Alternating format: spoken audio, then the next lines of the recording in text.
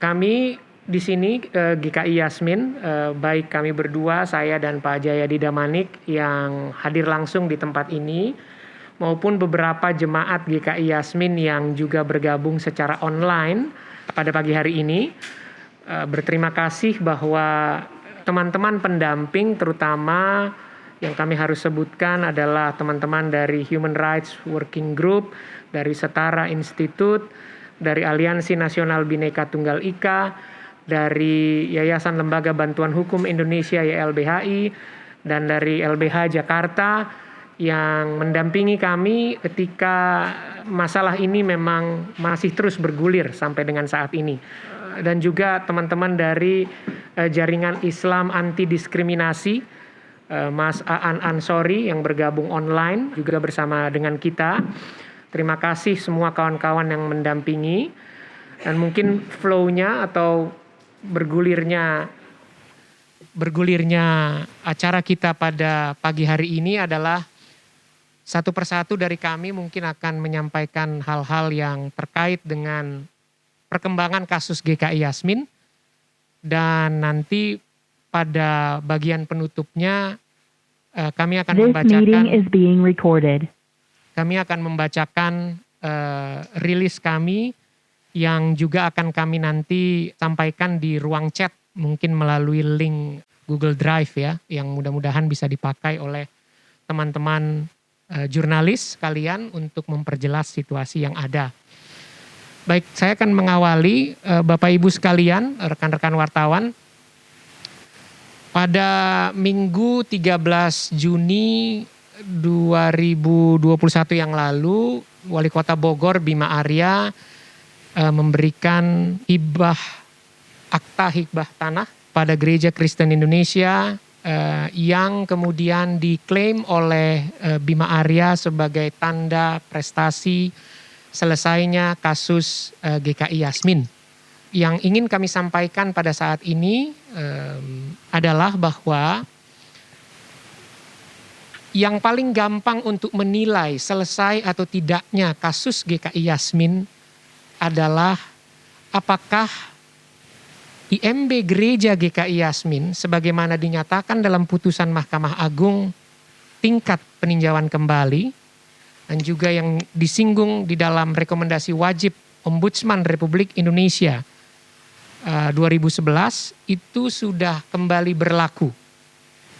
Dan kedua yang paling kasat mata adalah apakah tanda segel di gedung gereja GKI Yasmin yang berlokasi di Jalan Kiai Haji Abdullah bin Nuh, Kafling 31, Taman Yasmin, Bogor, itu sudah dicabut sesuai dengan perintah dari lembaga-lembaga dan institusi-institusi negara yang tadi saya sebutkan. Sehingga dengan parameter itu, indikator itu sangat jelas kelihatan bahwa klaim yang dinyatakan oleh Bima Arya bahwa dia telah berprestasi menyelesaikan kasus GKI Yasmin yang sudah 15 tahun itu adalah sebuah kebohongan publik. Tidak benar bahwa kasus tersebut telah selesai karena ya yang paling gampang dilihat gereja tersebut masih disegel dan IMB masih juga belum kembali aktif sebagaimana apa yang ada dalam putusan Mahkamah Agung. Jadi sekali lagi yang paling gampang untuk menilai apakah kasus GKI Yasmin sudah selesai atau belum adalah apakah putusan Mahkamah Agung tersebut dan rekomendasi wajib Ombudsman tersebut sudah dijalankan dan diimplementasikan dan bangunan gereja bisa dipakai untuk peribadatan warga jemaat GKI Yasmin. Bapak Ibu dari jemaat GKI Yasmin yang sudah bergabung, apakah Pak Sumantoro ada di Zoom misalnya atau Ibu Rita? Ada Pak. Oke, Pak Sumantoro, bolehkah Bapak menyampaikan apa yang sebenarnya terjadi? Apakah benar gereja kita sudah bisa dipakai? Apakah benar kita sudah bisa beribadah di dalam gereja kita? Dan apa yang diharapkan oleh jemaat kita? Terkait juga dengan bahwa ternyata Pak Bima Arya mau mindahin gereja kita Pak Sumantoro. Silahkan Pak Sumantoro. Ya, terima kasih. Selamat pagi. Salam sehat untuk kita semua.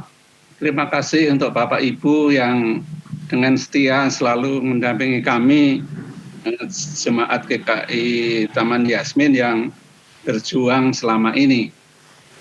Jadi yang saya ketahui bahwa sampai saat ini kami belum merasakan adanya perubahan perkembangan yang signifikan, dalam arti bahwa kami tetap diperlakukan seperti yang sudah-sudah. Termasuk di dalamnya yaitu bahwa adanya perkembangan hibah yang terakhir ini, kami Jemaat Yasmin tahunya sudah di ujungnya. Jadi kami memang tidak diberikan suatu kesempatan untuk berdialog, berdiskusi terhadap solusi yang menurut pihak mereka itu dianggap solusi yang final. Kami memahami bahwa ini adalah bukan solusi final, tapi ini adalah suatu tindakan yang meniadakan adanya perjuangan Yasmin selama ini. Itu yang kami rasakan. Jadi dengan demikian kami sebagai jemaat dan pengurus GKI Yasmin saat ini telah mengirim surat merespon dengan bahwa kami tidak setuju adanya hibah dalam tanda kutip relokasi yang dilakukan oleh Wali Kota Bogor Bima Arya, dan surat itu sudah kami kirimkan dengan tembusan kepada pihak-pihak lembaga terkait. Ya, itu yang kami rasakan saat ini, sehingga kami saat ini juga selalu masih mengadakan peribadahan secara online. Karena kalau waktu yang lalu kita adakan di rumah jemaat secara bergiliran, tapi karena kondisi pandemi maka kita tetap lakukan kegiatan pelayanan jemaat itu melalui daring, yaitu untuk peribadahan rutin tiap minggu, kemudian ada persekutuan doa, ada pemahaman Alkitab, kemudian ada kegiatan-kegiatan diakonia, baik intern ataupun ekstern yang dapat kami lakukan. Menurut saya itu yang saat ini kami alami. Terima kasih Bang Bona. Terima kasih Pak Sumantoro, dan saya lihat ada Ibu Mariatari juga di sebelah, kalau saya nggak keliru matanya melihat layar. Terima kasih untuk sudah bergabung dan memberikan kesaksian apa yang sebenarnya terjadi. Saya mau ngecek saja dulu kalau seandainya ada Ibu Rita Aritonang dari Jemaat GKI Yasmin. Bila Ibu ada bergabung, Ibu Rita. Ya, ada Bang. Silahkan disampaikan singkat saja pun nggak apa-apa Ibu Rita. Saya selaku warga Jemaat GKI Yasmin dan salah satu pengurus GKI Yasmin merasa tidak pernah dilibatkan dalam proses-proses yang katanya untuk hibah itu. Baik untuk menandatangani surat atau apapun, tidak pernah ada yang mendatangi saya. Jadi ya bagi saya relokasi itu tidak menyelesaikan masalah dan saya menolak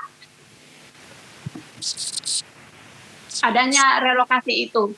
Jadi untuk itu saya minta kepada Mendagri, bahkan Presiden sebagai atasan Bima Arya untuk bertanggung jawab terhadap kasus ini. Terima kasih.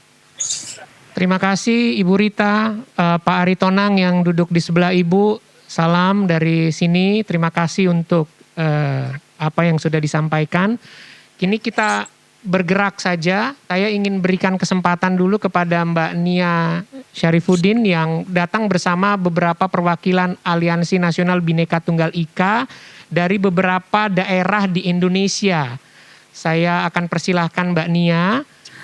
Terima kasih Mas Bona dan kawan-kawan. Pertama, saya ingin menyampaikan apresiasi luar biasa pada pengurus dan juga Jemaat Yasmin.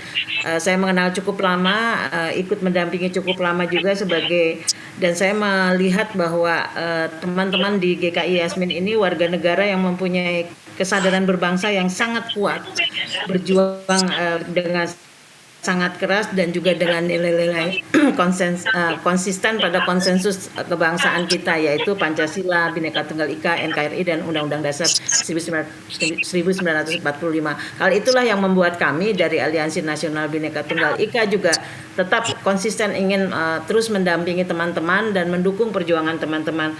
Sekalipun kami merasa bahwa tidak sedikit tuduhan dan stigma yang diberikan yang kita saksikan kepada teman-teman Yasmin sebagai kelompok balelo, kelompok macam-macam gitu. Tetapi kita melihat bahwa saya juga masih ingat betul dulu bukan hanya kekerasan verbal ya yang dialami oleh teman-teman Yasmin, tapi juga kekerasan fisik yang pernah juga menjadi ancaman serius di lapangan.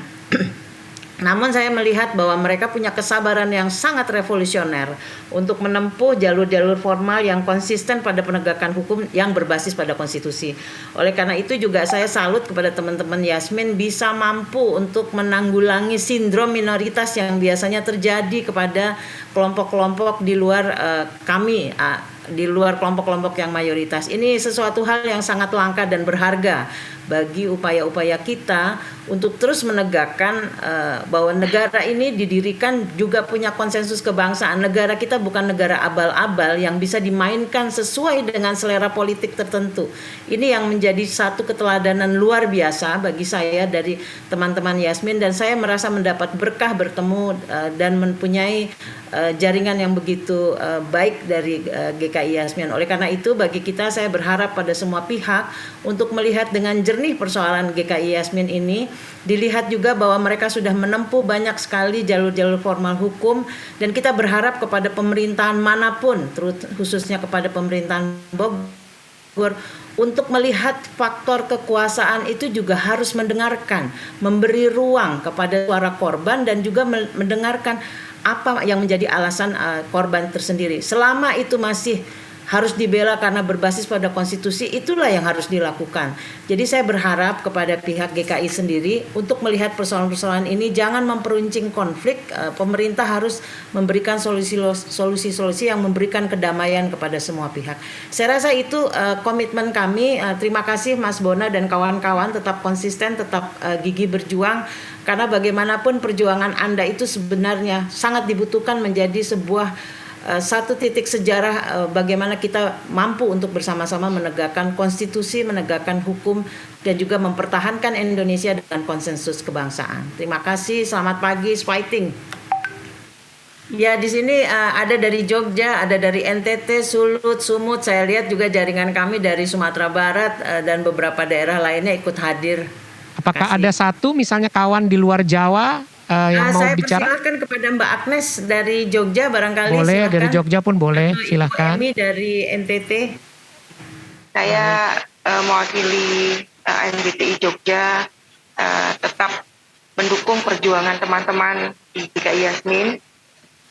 Beberapa hari yang lalu memang saya sempat kaget juga kok tiba-tiba di media sudah muncul statement dan juga konferensi pers kemarin ya, saya lihat dari Wali Kota Bogor. Dan saya sempat bertanya juga apakah ini keputusan final yang diambil teman-teman. Ternyata saya memperoleh jawaban bahwa ini bukan keputusan final teman-teman. Nah, saya tentu kaget ketika kemarin statement Wali Kota Bogor mengatakan bahwa relokasi itu diterima dan juga disepakati oleh GKI Yasmin. Saya yakin bahwa ini bukan GKI Yasmin yang saya kenal gitu, dengan menerima dengan mudah relokasi dan sebagainya. Karena relokasi ini dimanapun kasusnya, tentu yang dirugikan adalah korban. ANBTI di Jogja juga mendampingi beberapa kasus, ada juga yang menerima relokasi dari pemerintah daerah, tetapi kemudian mereka juga hanya menjadi korban janji dari kebijakan pemerintah dan akhirnya tidak terpenuhi. Maka saya mewakili ANBTI Jogja tetap mendukung perjuangan teman-teman GKI Yasmin, tetap konsisten dengan apa yang selama ini diperjuangkan dengan jalur konstitusi konstitusi yang sudah teman-teman lakukan selama ini. Dan untuk perjuangan teman-teman GKI Yasmin, saya dari jauh hanya bisa berharap dan berdoa kita tetap satu tujuan, kita tetap saling bergandengan tangan dan saling support mewakili NBTI Jogja. Terus apa yang teman-teman perjuangkan kita juga dukung sesuai dengan konstitusi yang berlaku di negara kita. Saya berharap bahwa teman-teman tetap kuat dalam perjuangan ini. Meskipun juga tadi pagi juga di Kompas juga muncul statement dari Wali Kota Bogor soal relokasi yang diterima oleh tim 7 dari GKI Yasmin. Maka saya berharap bahwa hari ini GKI Yasmin juga menyampaikan kepada publik tentang hal yang sebenarnya, sehingga keberimbangan informasi di media itu juga diperoleh. Saya berharap bahwa media juga kemudian memberikan ruang dan kesempatan kepada GKI Yasmin untuk juga menyampaikan kepada publik mengenai informasi yang sebenarnya.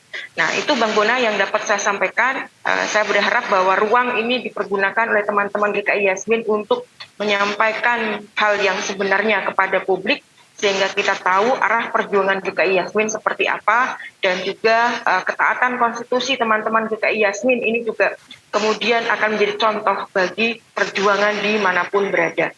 Itu saja yang dapat saya sampaikan, Bang Bona dan teman-teman yang lain. Terima kasih, terus berjuang, tetap semangat untuk kita semua. Terima kasih. Terima kasih Mbak Agnes, terima kasih Mbak Nia.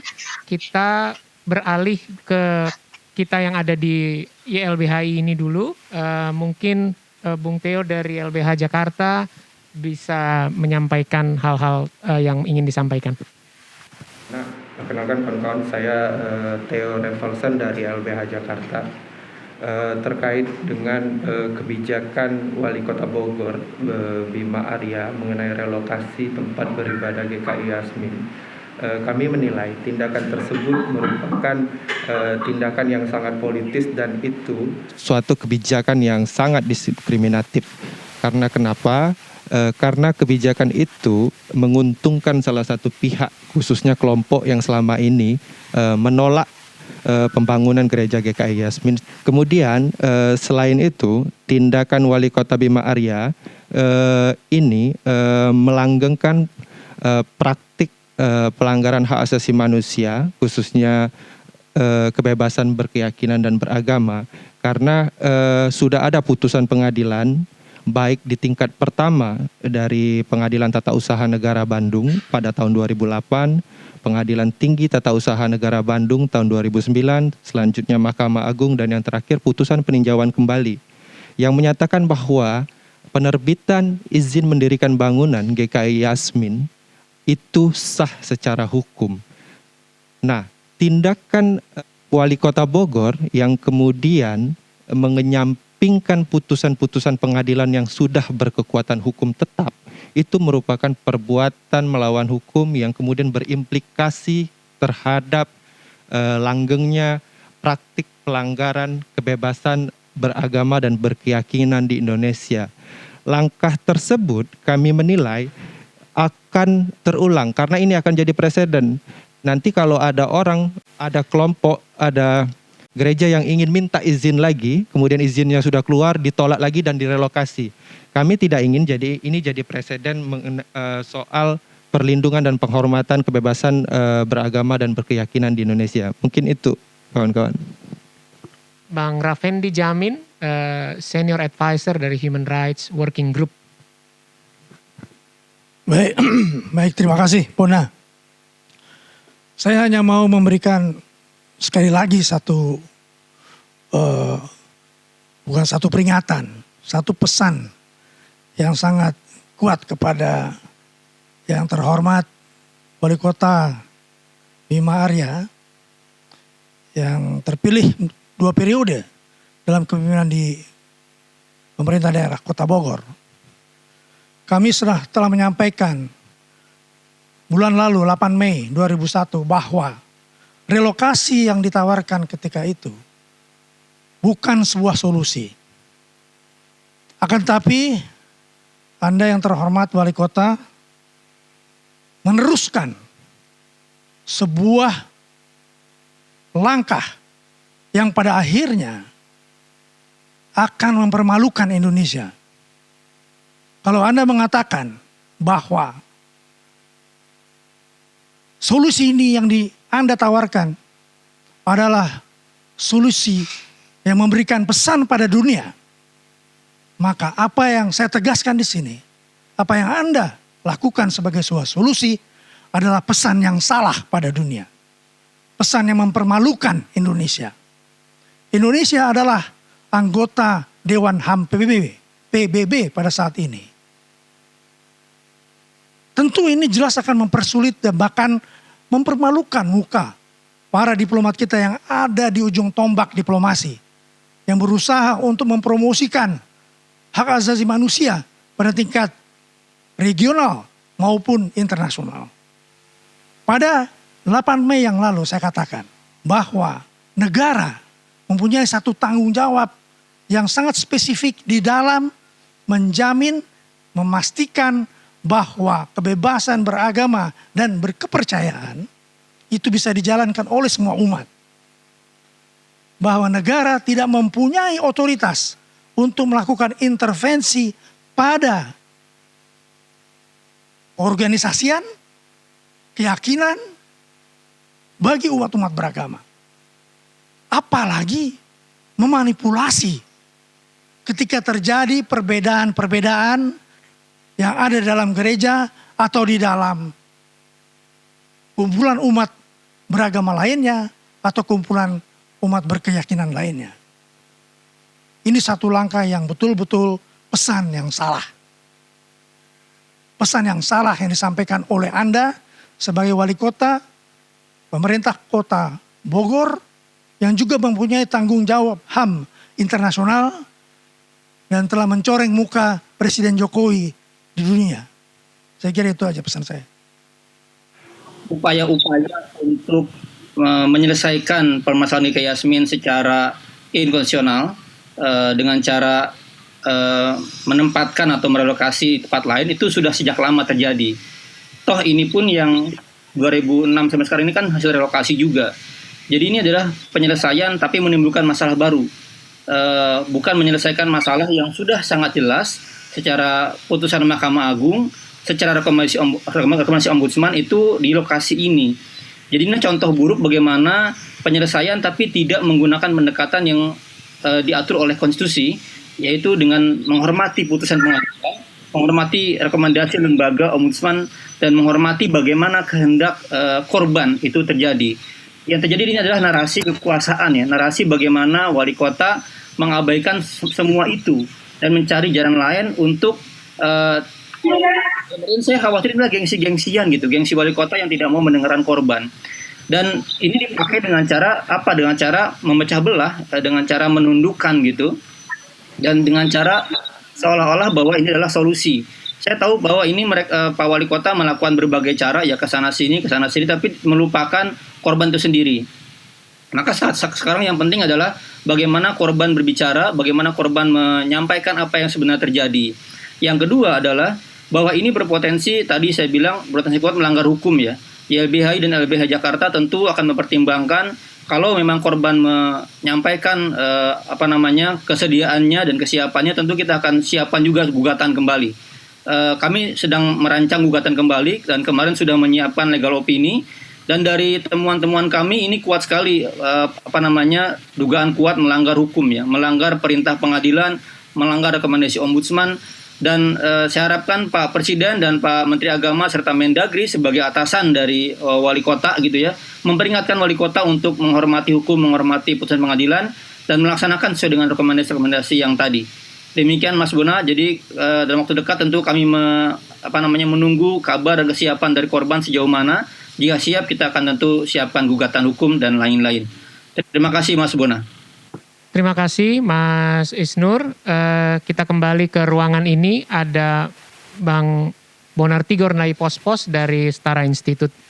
Tindakan yang harus dilakukan oleh teman-teman dari GKSP sekarang adalah melakukan gugatan hukum kepada pemerintah Kota Bogor atas perbuatannya yang melawan hukum, membantah perintah pengadilan, termasuk juga rekomendasi dari Ombudsman kita.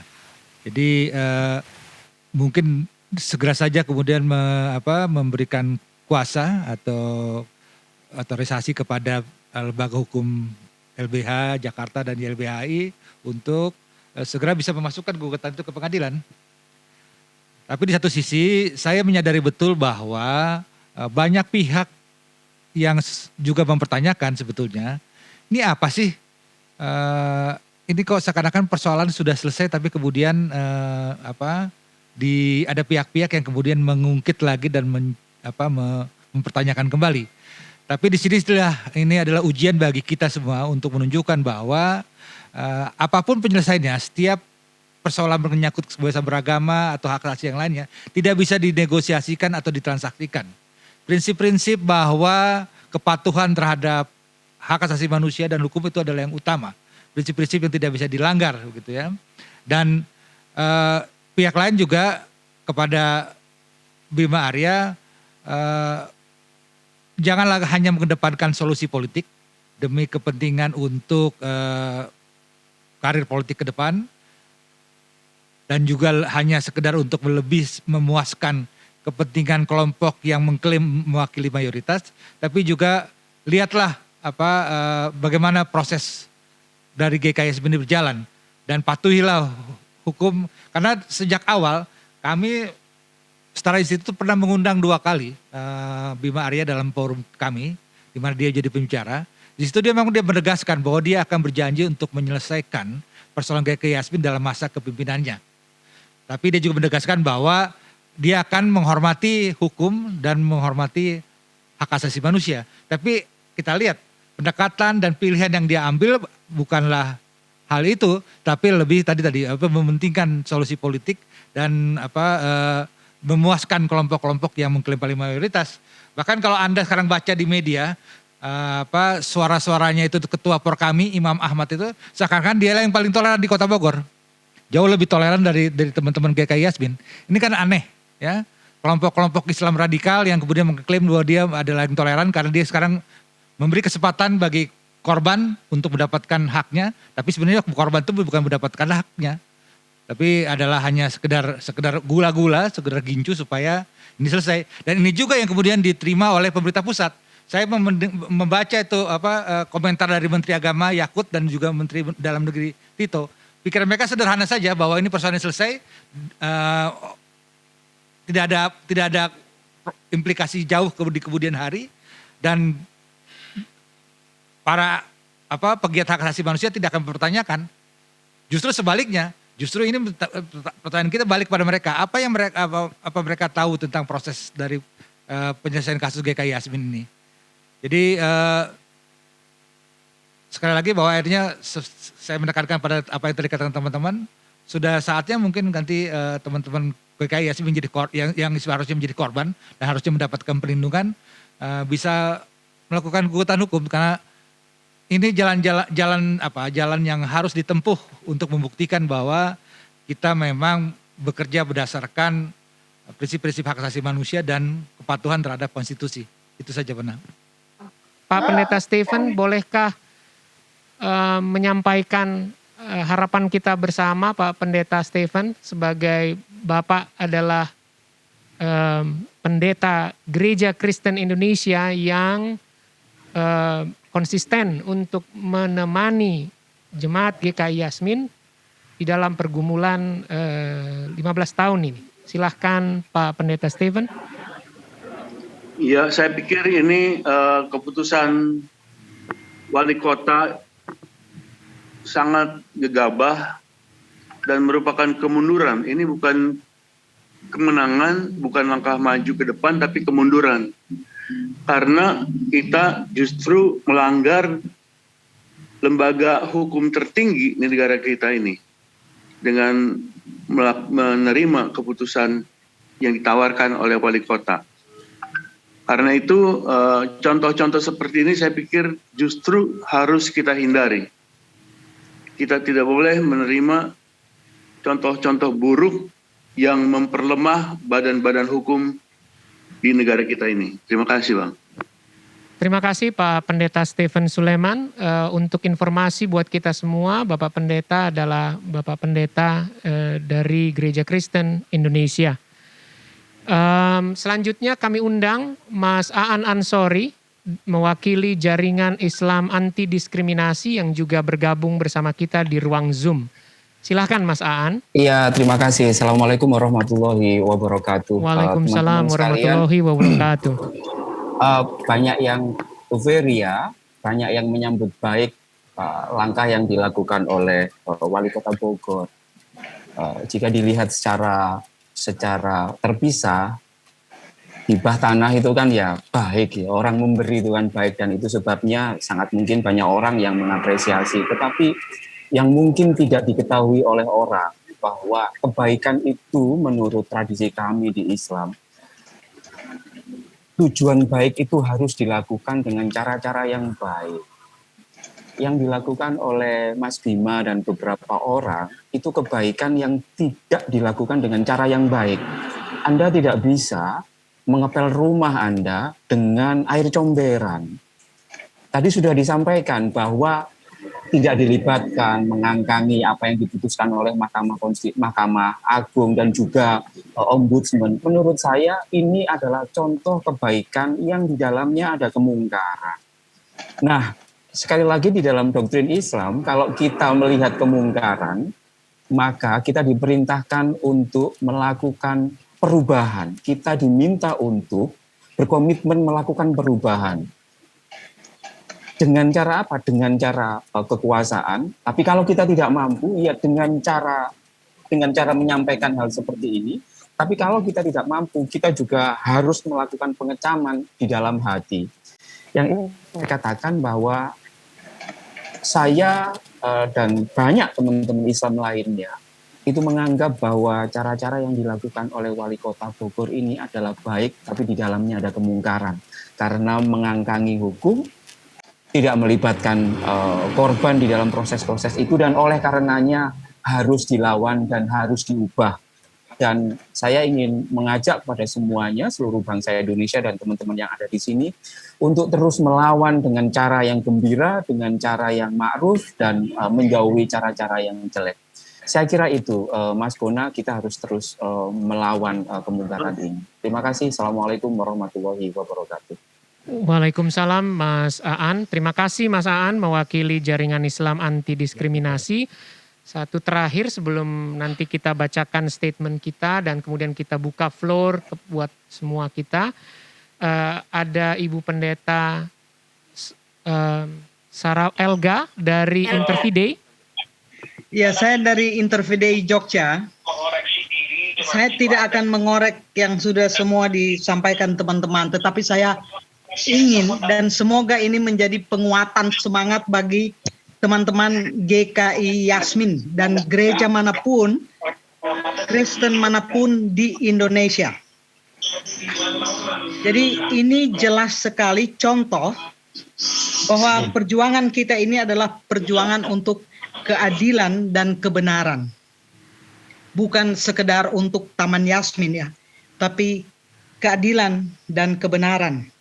Dan keadilan dan ketidakadilan dan ketidakbenaran tidak bisa dikompromi.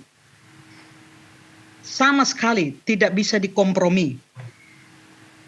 Dan isu ini bukan sekedar soal minoritas lagi, tetapi soal esensi kehidupan bermasyarakat dan berbangsa. Warga gereja, orang Kristen adalah bagian dari bangsa ini. Itu sangat jelas. Jangan menciptakan harmoni atau toleransi semu yang memberi topeng kepada ketidakbenaran dan ketidakadilan yang di depan kelihatan bagus, menyenangkan, tetapi sesungguhnya itu sangat merusak kehidupan. Karena itu gereja harus berani membela dan memperjuangkan keadilan dan kebenaran. Jangan sama sekali takut. Dan ini GKI Taman Yasmin sudah memberi contoh yang sangat bagus, yang konkret. Perjuangan belasan tahun ini luar biasa. Karena apa? Ini soal kekuasaan yang sangat kasar, sangat tidak etis, tidak sopan. Kekuasaan yang benar-benar tidak bisa kita contohkan. Jadi ini juga memberi implikasi agar kita tidak mendidik generasi muda, entah itu warga gereja atau masyarakat yang lain, untuk memelihara ketidakbenaran dan ketidakadilan. Yang benar katakan benar, yang tidak benar katakan tidak benar. Gereja-gereja Kristen perlu menjadi contoh, panutan. Bila mau menyumbangkan hal baik, positif, kritis, dan konstruktif bagi bangsa ini demi masa depan bangsa ini. Perjuangan jemaat, majelis jemaat, seluruh warga jemaat GKI Taman Yasmin ini sangat perlu kita hargai, dan sekali lagi jangan takut maju terus demi keadilan dan kebenaran. Justru dengan apa yang sedang dilakukan oleh GKI Taman Yasmin, ini bisa menjadi contoh yang baik bagi bangsa Indonesia, bahkan dari Indonesia untuk dunia. Jadi semangat, tetap semangat, dan jangan tergoyah sama sekali apapun, demi kepentingan apapun kecuali kebenaran dan keadilan. Terima kasih. Terima kasih Ibu Pendeta. Mungkin satu lagi sebelum kita membacakan rilis dan membuka kesempatan buat teman-teman wartawan yang hendak bertanya. Silakan Mbak Nia, siapa kawan kita? Denny Pinotoan. Ya, silahkan. terima kasih Mbak Niat, Bapak Ibu, saudara-saudara se-Indonesia. Salam dari Kaki Lokon, Tomohon. Saya Denny Pinontoan, bagian dari jaringan ANBTI di Sulawesi Utara. Pendapat saya terkait dengan apa yang sedang kita bicarakan ini sudah disampaikan di chat sebenarnya, tapi mungkin perlu ditegaskan lagi secara lisan bahwa relokasi itu adalah bentuk lain sebenarnya dari pengabaian hak beragama oleh pemerintah daerah setempat. Karena saya kira landasan hukumnya sudah jelas, ada putusan Mahkamah Agung. Dan mestinya pemerintah daerah dan negara yang bertanggung jawab untuk memenuhi hak-hak dari warga negara, siapapun itu, dari agama manapun, dari keyakinan manapun, dalam dia menjalankan keyakinan dan keagamannya. Sedikit berefleksi dari Sulawesi Utara, pernah ada kasus yang saya kira cukup viral, sempat viral sampai nasional, yaitu rumah ibadah atau musola di Minahasa Utara. Meskipun awalnya memang itu ada kisru karena ada kelompok tertentu yang melakukan pengerusakan, tapi kemudian saya kira bisa juga jadi pelajaran untuk pemerintah daerah di tempat lain, bahwa dengan begitu cepat pemerintah kabupaten melakukan upaya-upaya penyelesaian. Dan landasannya adalah konstitusi. Dengan catatan silakan kemudian mendirikan masjid atau musola asalkan dapat menyelesaikan apa yang dituntut, disyaratkan oleh peraturan. Meskipun belum tuntas, tapi saya kira itu cara-cara yang mestinya dilakukan juga oleh Wali Kota Bogor dalam kaitan dengan GKI Yasmin. Saya kira pada intinya bahwa semua warga negara Indonesia berhak atas keyakinan dan keagamannya. Salah satunya adalah dengan dia mendirikan rumah ibadah. Dan GKI Yasmin saya kira sudah jelas landasan hukumnya, yaitu putusan MA. Demikian dari saya, salam untuk semua. Terima kasih. Baik Bapak Ibu sekalian, kita akan masuk ke pembacaan rilis. Sebelum kemudian nanti kami beri kesempatan terutama teman-teman wartawan bila ada pertanyaan yang mau diajukan. Menolak relokasi, merawat kepatuhan pada hukum, konstitusi, dan Bhinneka Tunggal Ika. Pada Minggu 13 Juni 2021, Wali Kota Bogor Bima Arya melakukan serah terima akta hibah tanah kepada Gereja Kristen Indonesia atau GKI yang diklaimnya sebagai sebuah solusi dan prestasi dalam penyelesaian kasus GKI Yasmin. Benarkah demikian? Berlarut-larutnya penyelesaian kasus GKI Yasmin adalah akibat dari pembangkangan hukum oleh pemerintah Kota Bogor, akibat intoleransi dan diskriminasi yang sudah berlangsung lebih dari 15 tahun. 2 wali kota dan 2 presiden gagal menyelesaikan kasus GKI Yasmin sesuai dengan hukum dan konstitusi negara. Bukti utama gagalnya 2 wali kota dan 2 presiden, termasuk gagalnya wali kota Bima Arya, adalah kenyataan bahwa putusan Mahkamah Agung Republik Indonesia nomor 127/TUN/2009 tertanggal 9 Desember 2010 yang telah berkekuatan hukum tetap, ditambah lagi dengan rekomendasi wajib Ombudsman Republik Indonesia tertanggal 12 Oktober 2011 sampai dengan hari ini tidak dilaksanakan oleh Wali Kota Bogor dan tidak ada koreksi hukum apapun sesuai kewenangannya oleh pejabat publik di tingkat pemerintah pusat. Segel yang dipasang oleh Pemkot Bogor pada bangunan gereja GKI di Jalan Kiai Haji Abdullah bin Nuh. Saya ulangi, segel ilegal yang dipasang oleh Pemkot Bogor pada bangunan gereja GKI di Jalan Kiai Haji Abdullah bin Nuh, Kafling 31 Taman Yasmin Bogor masih dibiarkan terpasang. Serah terima akta hibah yang dilakukan Bima Arya di atas sama sekali bukan merupakan tindakan hukum yang diperintahkan oleh Mahkamah Agung dan Ombudsman kepada Wali Kota Bogor.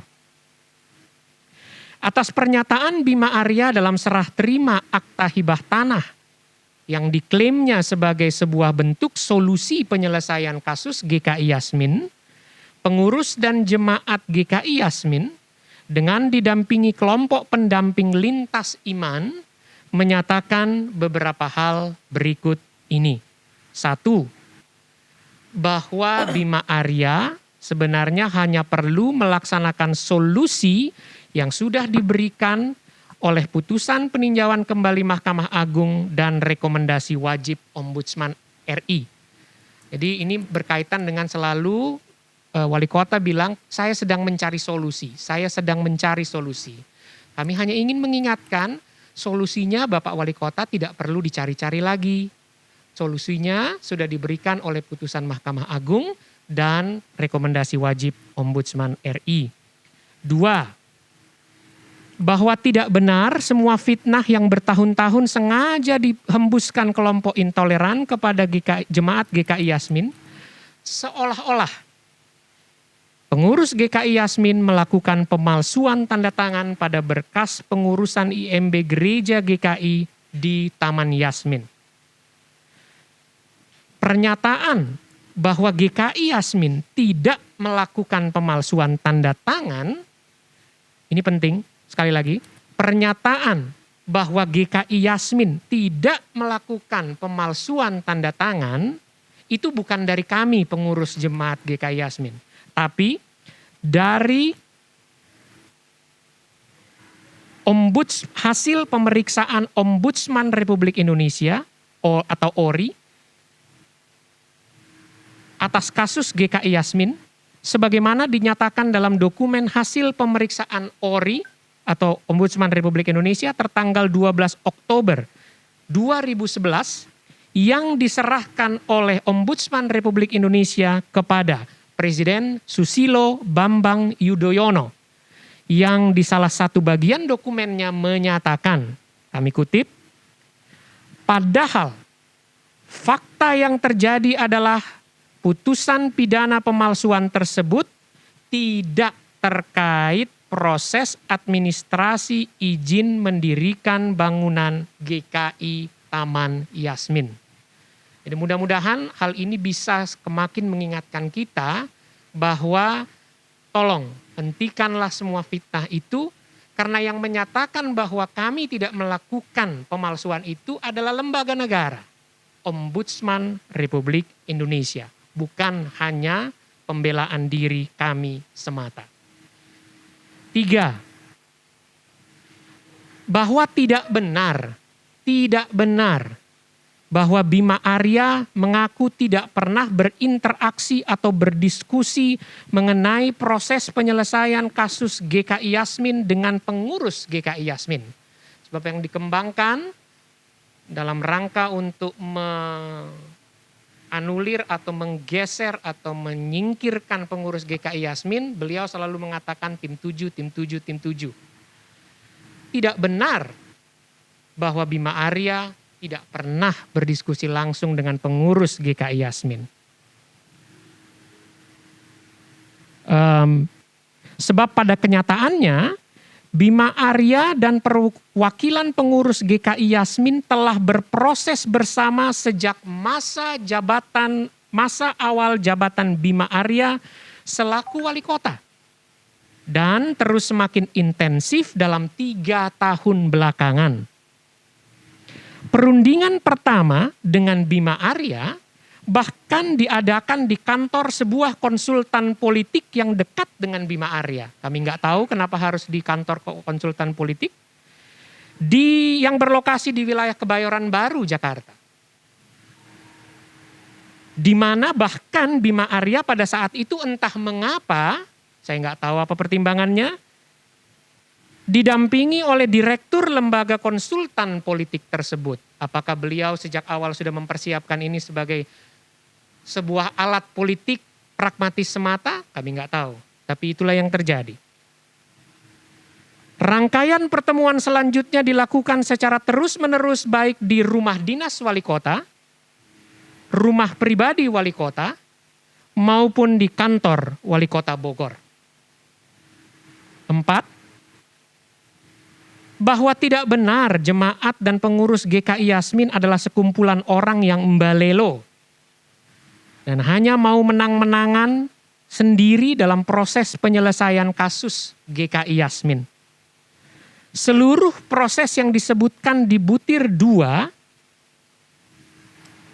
telah pernah membawa Bima Arya sendiri pada usulan untuk meminta GKI.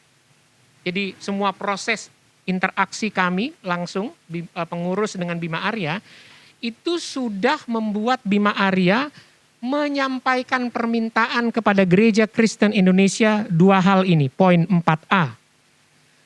Bima Arya pernah meminta agar GKI setuju dibangunnya gedung 2 lantai di lokasi gereja di Jalan Kiai Haji Abdullah bin Nuh, Kafling 31, Taman Yasmin, Bogor, dengan rencana penggunaan lantai 1 untuk gereja dan lantai 2 untuk pusat keberagaman dan kerukunan. Atas permintaan ini kami sudah setuju. Bahkan waktu itu kawan-kawan Ansor Bogor dan beberapa kawan-kawan yang lain juga sudah dengan gembira tentu saja, karena kita tahu teman-teman adalah para pembela Pancasila dan keberagaman yang sangat baik. Ini sudah disetujui. Kami dari GKI sudah setuju. Namun, poin B, 4B, Bima Arya juga meminta agar Gereja Kristen Indonesia setuju bahwa lahan gereja di Jalan Kiai Haji Abdullah bin Nuh, Kafling 31, Taman Yasmin, Bogor, dibagi menjadi 2 bagian. Jadi lahan itu, lahan yang sama yang disebut di putusan MA dan Ombudsman, dibagi 2. 1 bagian untuk gereja, dan 1 bagian lagi untuk masjid yang akan didirikan di sana. Kata Pak Wali pada waktu itu, nanti peresmian dan IMB-nya akan serentak. Baik itu gereja maupun juga untuk masjid. Waktu itu atas usulannya Bima Arya ini kami berkonsultasi dengan sesepuh ulama di Bogor, yang sangat dekat dengan kami, Kiai Toto, Kiai Mustafa Abdullah bin Nuh. Jalan Kiai Haji Abdullah bin Nuh adalah nama dari ayah beliau, Kiai Haji Mustafa atau Kiai Toto. Dan kami berkonsultasi dengan beliau karena beliaulah yang selalu mendampingi jemaat GKI Yasmin sejak awal. Dan beliau hanya memberikan catatan satu. Kekhawatiran beliau adalah Bapak Ibu Yasmin, nanti kata Bima yang menjadi pengurus masjidnya siapa? Lalu kami sampaikan ya belum tahu, tapi terus kemudian Kiai Toto bilang, catatan saya tolong pastikan jangan sampai jatuh ke tangan kelompok intoleran, siapapun yang mengurus masjidnya. Lalu kami sampaikan lagi kepada Bima dan Bima bilang yang masjid itu nantinya akan dikelola sebagai Masjid Pemkot Bogor. Nah, atas kedua usulan Bima Arya tersebut, GKI telah menyatakan persetujuannya. Sekali lagi, atas usulan Bima Arya sendiri tersebut, GKI telah menyatakan persetujuannya. Ketika saya bilang GKI, itu adalah GKI semua aras. Untuk Bapak Ibu ketahui, ada tingkat kami di Yasmin, ada kemudian di klasis-klasis, ada di Sinode Wilayah Jawa Barat, kemudian ada di Sinode AM GKI. Itu sekedar informasi saja. Nah, semua itu sudah setuju dengan tanda bahwa dalam perundingan-perundingan itu hadir waktu itu Sekretaris Umum Sinode AM GKI dan juga Ketua Umum Sinode Jawa Barat GKI. Jadi kedua rencana itu sudah disetujui masing-masingnya. Namun Bapak Ibu, Bima Arya yang justru mengubah-ubah dan merevisi gagasannya sendiri. Jadi dari 4A tadi, bangun 2 lantai, dia sendiri yang merevisi. Jangan 2 lantai begitu, bagi 2 aja. Lalu terus direvisi seperti itu. Dan sekarang justru merelokasi gereja. Dalam konteks untuk menunjukkan bagaimana sebenarnya jemaat GKI Yasmin telah membuka pintu kompromi begitu besar sejak awal kasus GKI Yasmin ini yang kami ingin tunjukkan. Karena di luar sana ada dikesankan kami itu orang-orang yang pokoknya mau menang sendiri, nggak mau kompromi apapun. Nah, bagian ini sebagai tambahan dari tadi ya, karena tadi kan juga percakapan dengan Bima itulah bagian dari kompromi kami. Sepanjang itu ada di lokasi aslinya, kami tidak keberatan. Di situ disampaikan bahwa yang menjadi bukti bahwa kami membuka pintu kompromi begitu besar adalah kenyataan bahwa lokasi gereja yang sekarang ini di Jalan Kiai Haji Abdullah bin Nuh Kafling 31 Taman Yasmin Bogor yang bangunannya disegel adalah sudah merupakan hasil beberapa kali relokasi. Beberapa lokasi sebelumnya yang adalah tanah fasos untuk rumah ibadah Kristen. Kalau Bapak Ibu tahu di setiap perumahan biasanya ada fasos, fasum untuk rumah ibadah. Nah di Taman Yasmin juga begitu. Nah beberapa lokasi sebelumnya yang adalah tanah fasos untuk rumah ibadah Kristen ternyata dibangun sebagai rumah ibadah dari pemeluk agama yang lain. Jadi nggak jadi sebagai rumah ibadah Kristen, nggak jadi untuk gereja, tapi berdirilah rumah ibadah yang lain. Hingga akhirnya karena beberapa kali seharusnya itu tanahnya fasos buat gereja berdiri yang lain, maka hingga akhirnya jemaat GKI Yasmin yang dinasehati oleh Diani Budiarto, wali kota yang lama, untuk terus mencari fasos lain di wilayah Taman Yasmin, kehabisan tanah fasos di wilayah Taman Yasmin itu. Sehingga tanah yang sekarang yang bangunannya disegel adalah bukan lagi tanah fasos. Sekali lagi, bukan lagi tanah fasos, melainkan tanah privat yang dibeli oleh Gereja Kristen Indonesia. Lalu mengapa setelah gereja GKI memiliki IMB sah di tanah hasil relokasi, justru diperlakukan diskriminatif seperti ini, di mana kami malah diharuskan untuk relokasi kesekian kalinya. 5A, spesifik terkait akta hibah tanah yang diberikan oleh Wali Kota Bogor, dapat kami sampaikan bahwa kasus GKI Yasmin sudah sampai pada tahap 3 sesuai dengan tahapan penyelesaian perselisihan pendirian rumah ibadah sesuai dengan pasal 21 PBM nomor 9/8 tahun 2006 yang menyatakan bahwa penyelesaian perselisihan dilakukan melalui pengadilan. Jadi itu tahap 3-nya itu pengadilan, mentok di situ. Dan putusannya telah berkekuatan hukum tetap. Maka dengan itu prosesnya tidak dapat mundur lagi ke tahap 2 sebelumnya atau ke tahap 1 sebelumnya seperti yang dinyatakan oleh PBM, nggak bisa mundur lagi. Ini bukan mobil, bisa ada atret mundur. Selanjutnya, putusan pengadilan yang telah berkekuatan hukum tetap itu tidak dapat diubah atau dibatalkan oleh Wali Kota Bogor dengan akta hibah tanah yang kemarin ditandatangani. Poin 5B, akta perjanjian hibah tanah tersebut yang dibuat Bima Arya tidak dapat menganulir putusan pengadilan yang telah berkekuatan hukum tetap. Berdasarkan pasal 1320 KUH Perdata, akta perjanjian hibah tanah tersebut bertentangan dengan hukum. Dia bertentangan dengan putusan pengadilan yang telah berkekuatan hukum tetap. Sehingga akta perjanjian hibah tersebut haruslah dinyatakan tidak sah. Berdasarkan pasal 1320 KUH Perdata, jelas bahwa suatu perjanjian atau kesepakatan tidak boleh bertentangan dengan hukum atau undang-undang, termasuk putusan pengadilan yang telah berkekuatan hukum tetap. Jika semua pejabat publik atau kita pribadi lepas pribadi bisa bikin akta sesuka kita, yang tidak sesuai dengan undang-undang dan putusan pengadilan berkekuatan hukum tetap yang sudah ada di Republik ini, mau jadi apa Republik Indonesia?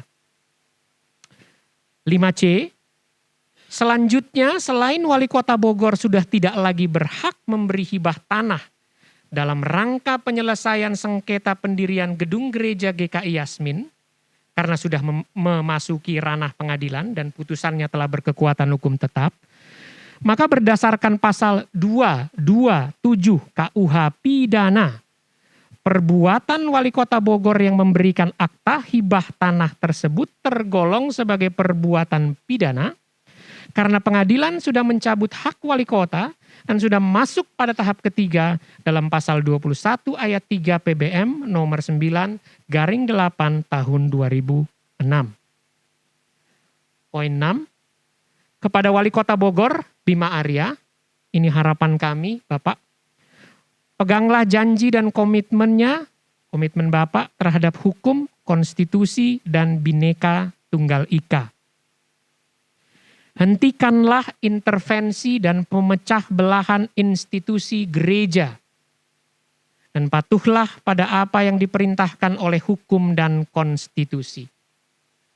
Hentikanlah menggeser isu dari persoalan ketidakpatuhan hukum dan konstitusi seorang pejabat publik, seolah-olah menjadi persoalan bersatu atau tidak bersatunya gereja. Bukalah segera segel ilegal yang sampai sekarang masih dipasang di gereja GKI Yasmin.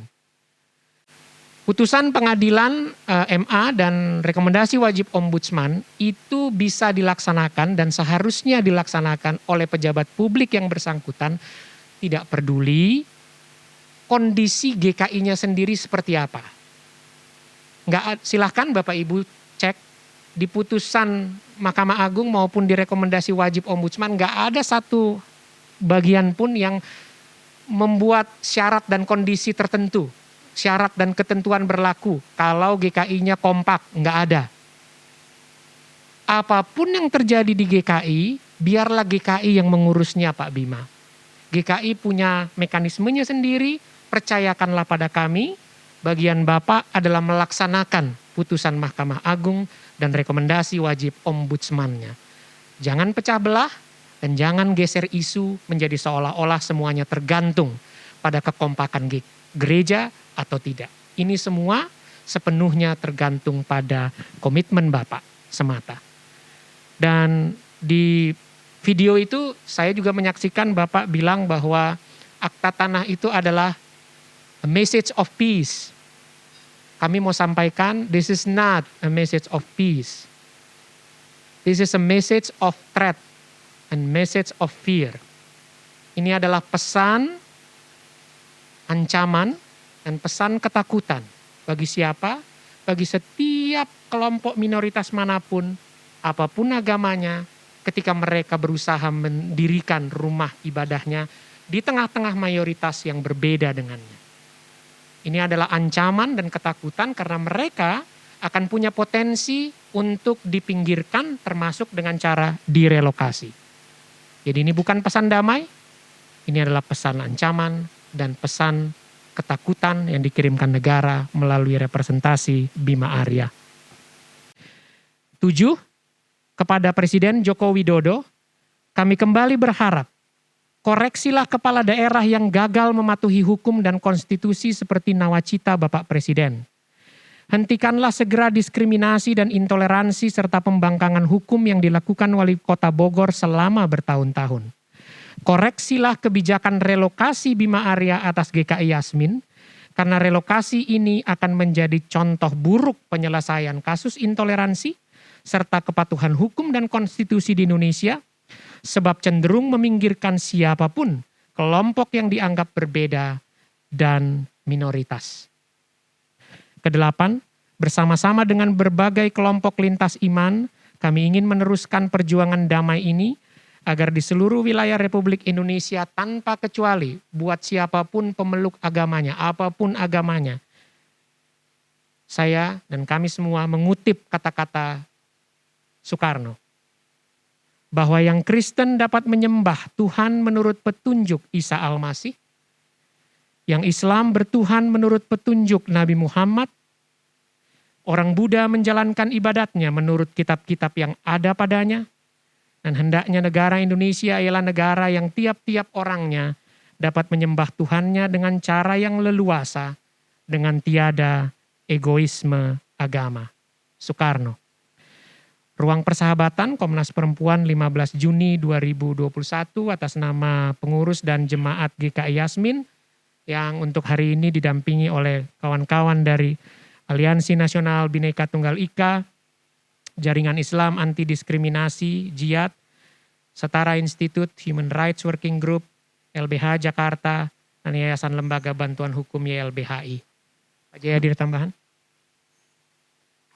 Baik, kawan-kawan, Bapak Ibu sekalian, kami persilahkan kalau ada sesuatu yang belum clear atau membutuhkan penjelasan. Saya dari Kristuber, Pak. Kristuber. Oke, silakan. Ya. Tapi dari saya kemarin ke sana ya, Pak. Saya juga sekalian meliput untuk vlog pribadi saya. Baik. Lalu saya coba ke lokasi tanah yang luas itu ya, Pak. Yang di Jalan Binuh. Lalu saya coba cari tahu ke Pak RT sekitar, katanya juga sempat ada pro dan kontra, tapi mereka sudah tanda tangan semuanya gitu Pak. Kedepannya bagaimana Pak kalau memang misalkan akan tetap di situ untuk lokasi GKI Yasmin? Itu saja Pak, terima kasih.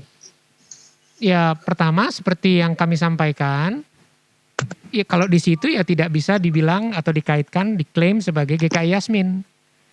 GKI Yasmin adalah di Jalan Kiai Haji Abdullah bin Nuh, Kafling 31, Taman Yasmin, Bogor. Kalau Ibu jalan-jalan agak sedikit kemana tuh, selatan atau barat atau timur, tapi ke arah Rumah Sakit Hermina, Bogor. Saya sudah ke lokasinya Pak, sudah langsung ke on the way. Yes, poin saya Ibu, poin saya adalah yang dimaksud GKI Yasmin sebagaimana putusan MA dan Ombudsman adalah yang persis di sebelah Rumah Sakit Hermina, bukan yang lain. Jadi kalau pejabat publik, Bima Arya ataupun siapapun pemerintah pusat yang hendak secara ideal menyelesaikan kasus GKI Yasmin, maka lokasi yang harus dirujuk adalah lokasi di Jalan Kiai Haji Abdullah bin Nuh, Kafling 31, Taman Yasmin, Bogor. Bukan yang lain. Karena jika di lokasi yang lain berarti kita bicara tentang gereja yang lain. Silahkan, saya nggak tahu bagaimana. Dan bahkan tadi dalam rilis kami juga sudah kami sampaikan kan bahwa akta hibah itu juga mempunyai potensi pelanggaran hukum yang sangat jelas. Ada 3 bahkan peraturan perundang-undangannya. Nanti Pak Jayadi akan memberikan penjelasan. Jadi poin kami, relokasi itu tidak bisa kita kaitkan bahwa itu adalah GKI Yasmin. GKI Yasmin adalah GKI yang berlokasi di Jalan Kiai Haji Abdullah bin Nuh, Kafling 31 Taman Yasmin Bogor, yang sampai dengan sekarang masih disegel. Demikian Ibu. Baik, terima kasih banyak Pak. Terima Shalom. kasih, Tuhan terima berkati kasih, ya. terima kasih Ibu. Ada yang lain mungkin? Iya. Saya Yulia dari cnnindonesia.com. Baik, izin bertanya Pak. Silahkan. Ada beberapa pertanyaan yang ingin saya tanyakan. Pertama tadi kan sudah dijelaskan ya relokasi ini pemberian hibah ini kan melanggar konstitusi gitu ya. Nah itu salah satunya itu Pak Bima Arya nggak melakukan rekomendasi ombudsman. Nah itu bisa dijelaskan kembali nggak Pak? Lebih jelasnya rekomendasi ombudsman saat itu tuh seperti apa? Itu pertama. Terus kedua kemarin pas serah terima dan konferensi pers Pak Bima Arya itu kan ada salah satu perwakilan dari GKI Yasmin. Nah itu bisa dijelaskan bagaimana kesepakatan GKI Yasmin, apakah semuanya menolak relokasi atau bagaimana? Terus ketiga terkait gugatan yang tadi Pak Isnur katakan itu sudah berlangsung atau baru akan menggugat. Terima kasih. Ya. Nanti Pak Jayadi Damanik akan menambahkan karena ada elemen hukum di situ. Tapi yang bisa kami sampaikan, jadi ada 2 Mbak, terkait GKI Yasmin itu bukan hanya rekomendasi wajib ombudsman, tetapi juga putusan MA yang sudah sampai pada tingkat peninjauan kembali. Dan itu yang paling final ya di dalam tata hukum kita, dalam lembaga hukum kita. Nah, terkait dengan ombudsmannya sendiri, ini saya mohon maaf, saya beri waktu saya sambil membuka dokumen ombudsmannya. Ombudsman RI tertanggal 8 Juli 2011 ini ya pemeriksaannya. Nah, nomornya itu sudah terbuka 0011-0259.210-BS-15-7 Romawi 2011 tanggal 8 Juli 2011 tentang pencabutan terhadap surat keputusan Wali Kota Bogor nomor 645.45/137 tahun 2011 tertanggal 11 Maret 2011 tentang pencabutan keputusan Wali Kota Bogor nomor 645.8/372 tahun 2006 tentang izin mendirikan bangunan atau IMB atas nama Gereja Kristen Indonesia GKI yang terletak di Jalan Kiai Haji Abdullah bin Nuh nomor 31 Taman Yasmin, Kelurahan Curug Mekar, Kecamatan Bogor Barat, Kota Bogor.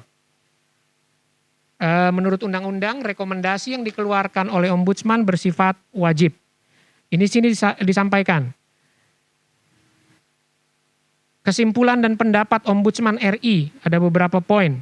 1. Bahwa Wali Kota Bogor tidak menunjukkan komitmen melaksanakan putusan peninjauan kembali Mahkamah Agung RI nomor 127 PK /TUN /2009 tanggal 9 Desember 2010. Kemudian di sini pelapor telah beberapa kali melaporkan pertemuan dengan Wali Kota Bogor dan jajaran untuk membahas persoalan tersebut tetapi tidak ada penyelesaian. Selanjutnya Wali Kota Bogor menyarankan kepada pelapor untuk menempuh jalur hukum dan berkomitmen apapun atas putusan pengadilan akan dilaksanakan. Itu kata Pemkot Bogor. Pelapor telah mengajukan permohonan tertulis kepada Wali Kota Bogor agar melaksanakan putusan PK Mahkamah Agung, namun tidak pula memperoleh tanggapan penyelesaian. 3. Upaya penyelesaian dilaksanakan oleh Wali Kota Bogor bukan dalam rangka pelaksanaan putusan pengadilan yang telah berkekuatan hukum tetap, tetapi lebih ke persoalan sosiologis yang tidak terkait dengan putusan pengadilan. Itu kata ombudsman, bukan kata saya, bukan kata kami. Hal ini merupakan bentuk pengabaian kewajiban hukum dan tidak memberikan perlindungan atas hak-hak masyarakat. 4.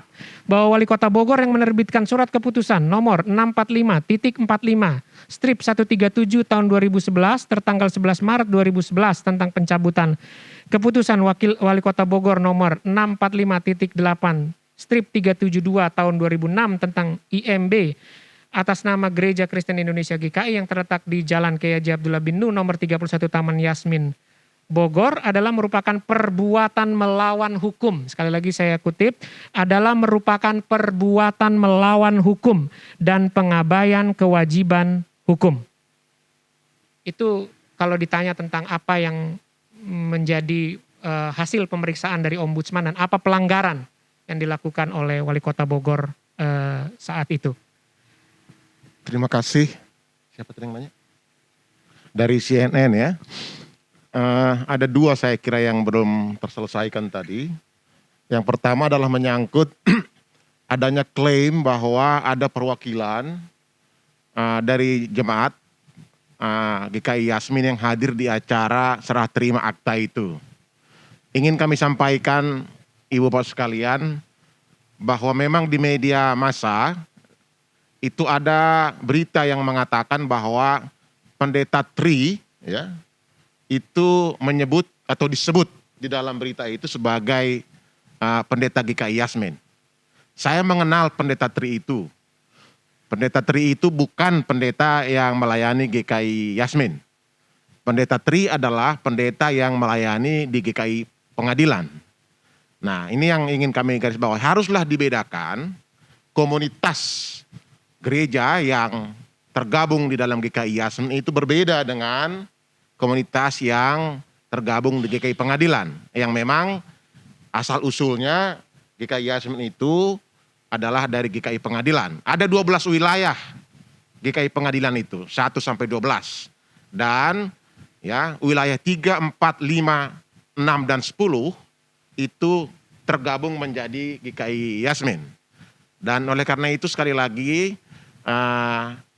dari segi kehadiran ingin kami sampaikan dan tadi malam sudah kami cross check ya, sepanjang yang kami tanyain satu persatu pengurus, tidak ada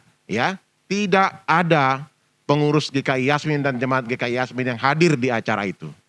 Memang kami membaca ada yang menyebut Pendeta Tri sebagai pendeta GKI Yasmin, tetapi kami pastikan itu adalah bukan pendeta GKI Yasmin dan tidak pernah melayani peribadahan di GKI Yasmin. Yang pendeta-pendeta GKI yang lain memang ada, seperti pendeta Stephen tadi dan beberapa pendeta lain yang melayani. Tapi kalau pendeta Tri belum pernah melayani jemaat GKI Yasmin dan oleh karena itu ingin kami luruskan berita tersebut. Itu yang pertama yang tersisa tadi. Yang kedua, Ibu sekalian, di dalam press release itu sudah dijelaskan aspek-aspek pelanggaran hukum mana saja yang sesungguhnya patut diduga itu dilakukan oleh Wali Kota Bogor ya.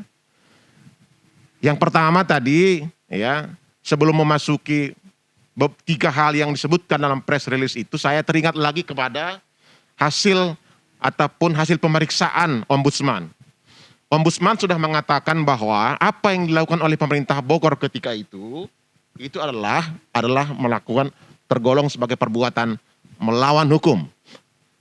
Ini sikap institusi resmi Ombudsman, bukan semata-mata pernyataan dari kami sebagai perwakilan dari jemaat GKI Yasmin. Jadi sudah ada lembaga negara yang mengatakan seperti itu, yaitu Ombudsman. Yang kedua, Ibu sekalian, sudah dijelaskan tadi bahwa ada 3 tahap penyelesaian yang harus dilalui berdasarkan peraturan bersama Menteri Agama dan Menteri Dalam Negeri nomor 9 dan 8 tahun 2006. Di pasal 21 itu disebutkan ayat 1, kalau ada perselisihan atau sengketa pendirian rumah ibadah, maka silakan diselesaikan musyawarah antar masyarakat.